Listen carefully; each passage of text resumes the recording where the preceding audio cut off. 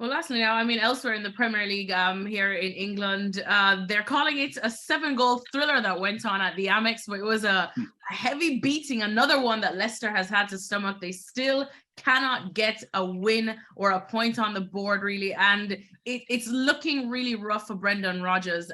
Craig, what does he do now to try and get Leicester out of this rut, and how much pressure is on him himself and his job?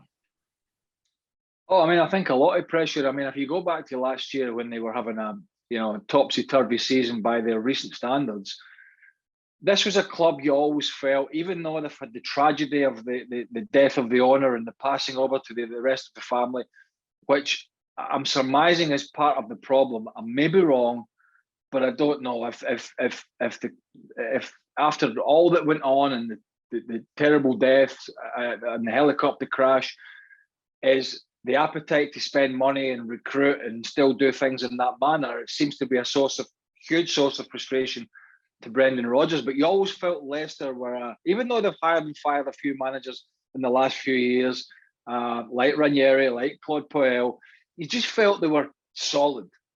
And when people were talking about Brendan Rodgers was going to Arsenal, you remember when Arteta was in for the job and Brendan Rodgers was maybe going to go to Chelsea and Brendan Rodgers was going to go to Tottenham. I think even at that point, he was like, do you know what? I'm quite good here because the grass is not always greener and this club is running a very good way.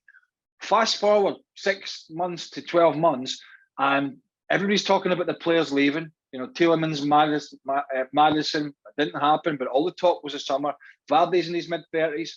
Fofana did go. Yeah. Last year, they struggled with injuries with James Justin. Soyuncu had a bad season. Johnny Evans is not getting any younger. They lost Kasper Schmeichel because he decided to go to France.